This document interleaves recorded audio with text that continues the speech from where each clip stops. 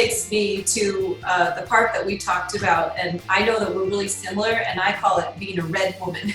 A red woman, seeking power. You can do a lot. People from the outside view you as like, wow, you're like a superwoman, and you thrive off of that. And I don't in a negative way. I think it's a great thing. So when a person is like that, it's really important that free-spirited. I know you have it, and I know I have it. I'm very free-spirited. Like, do not tell me what to do. Don't tell me on Thursday I have to do this. If I want to do that on Thursday, I will do it. But don't tell me I have to do it. So does that sound familiar? Yes. Yes. So anyways, then I saw you run into this, and I saw that I ran into it, that somewhere scheduling has to come into play.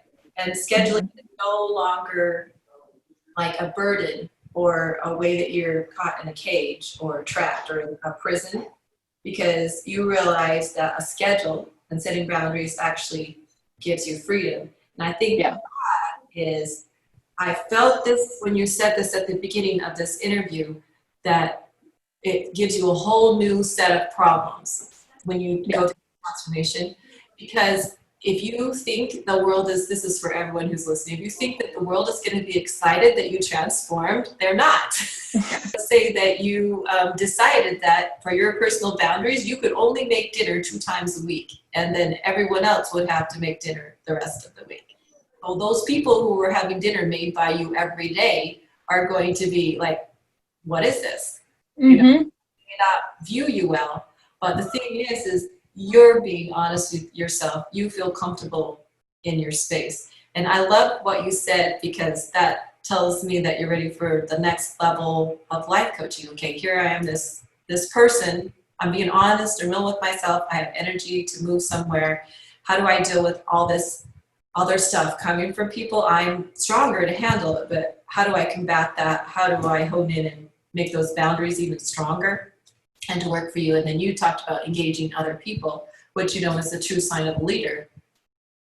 It's like, how do you lead other people to help us all work towards, a goal, your goal or someone else, which I know you're great at. So yeah, I know, I've experienced it. Yes. And for like my personal life, that was really good for me to see that I could ask for help in some of these areas, like with my family or with friends, just not necessarily always putting up the front of being, a powerful, great red woman, like you said, all the time.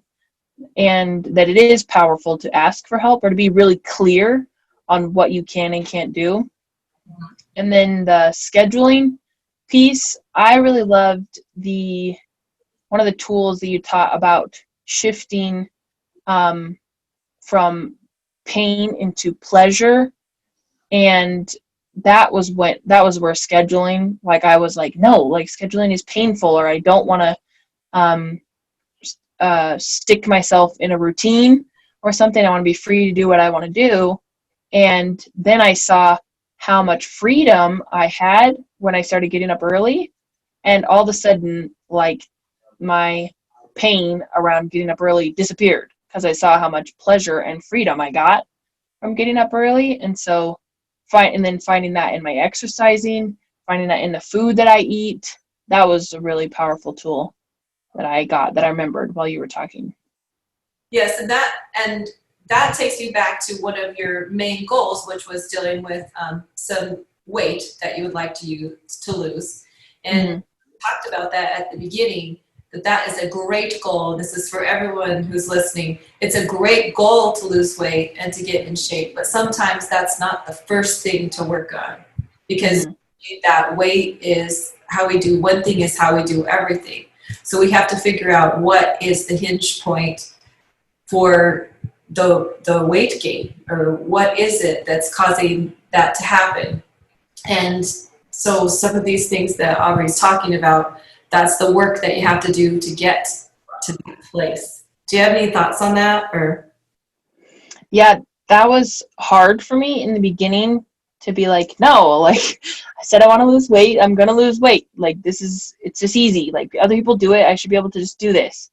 And then to have the coaching be around my thought processes, I was like, no, like just stop. Like I want to move on. I want to lose weight. And I was going to push myself. And I've done this before. It's a cycle that I go through where it's like, you know, it's time to lose weight.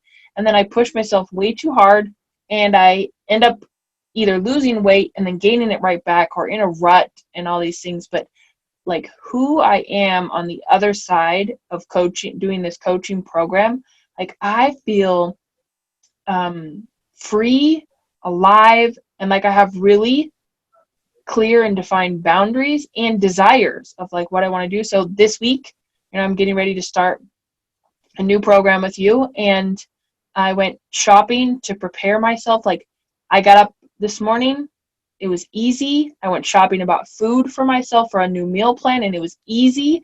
Like I said no to buying things that I normally would have because it's easy now and not at all painful or like, oh my God, I gotta like cut this out or force myself to do this. Like it now feels really beautiful and easy. And that was hard. Like I didn't want to say that like I can't lose the weight or I would put that off, but like the ease with which I'm now approaching this process compared to how forceful I was doing it before. Like I can see that it will be a lot easier, smoother, quicker, and just more pleasurable. Right. And it's not like what you can't do. Like I'm Mm-hmm. going to diet, I can't do all of these things like Yeah. self like, No. oh, the world was open to me. And Yeah. just how that guy experimenting about carbohydrates, proteins. Mm-hmm. So I have this question for you because I know a lot of people have this. Like they might get on the scale for a while and they notice every time they get on the scale, then they feel depressed all day. And so let's say they go and it's 1 pound or 2 pounds more the next day they get on the scale. How are you able to handle that differently now than you were before? Like if the scale were to go up 1 or 2 pounds, what kind of self-talk do you have for yourself? Actually, that just happened to me this morning. I weighed myself last week and then I went on vacation this whole week and I weighed myself again this morning and I gained 2 pounds. And instead, I was like, well, I, I am trying to lose weight though, so to gain 2 pounds was a lot for me in this moment. And it like now it actually was so not even an issue for me that I'm surprised by it now as you're talking about it. Like this, it was just like, okay, cool. That's 2 more pounds to lose. And I went and wrote it on my notebook of like, this is how much I need to lose. Like it wasn't even an issue for me. It was just like, that's the next step. It's another step I need to take in my future. And I actually do look at it as like, that's that much more I get to say I lost, you know, in this program, you know, or like instead of just losing this amount of weight, it's now 2 more pounds. So like I'm not your coach, you're coaching yourself. Like I yeah. can see what's happening. And that freedom to say, okay, you gained a pound or gained 2 pounds. So what did I do differently? And let's try this. And for myself, I've been on a plan for 2 years and seen a nutritionist and like we're only weight 8, you know, certain foods. And the weight we're pretty close to the weight where I'd like to be. And so I was so scared for a long time. Well, I don't want to change anything because it's going great, but was in a self-deprivation mode. Like, and we go to a restaurant, everyone else is eating things that they love, and you're just eating these foods. And so to break out of that fear and like say, okay, I'm ready to experiment. I'm going to try this intermittent fasting, see what effect it has on me, and then I will know, and I can be living true to my integrity as a life coach. Because if I'm telling everybody else, you know, you're gonna, you know, do this, try this out, be willing to experiment, but myself not being able to do that. So that has been a great step for me too, to say, okay, well, this works. I feel better when I go out to eat. I'm excited about eating food because, you know, eating gives you energy. Going out to eat, having something that's flavorful gives you a surge of energy. So when you take that joy away from yourself,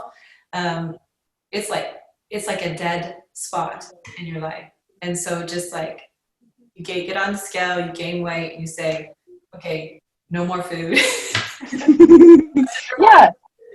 And then all of a sudden you feel like you're in jail and all of your energy just went shh. But if you get on the scale and you say, all right, well, I gained a pound. Let's see, what did I do yesterday? I did have a lot of salt.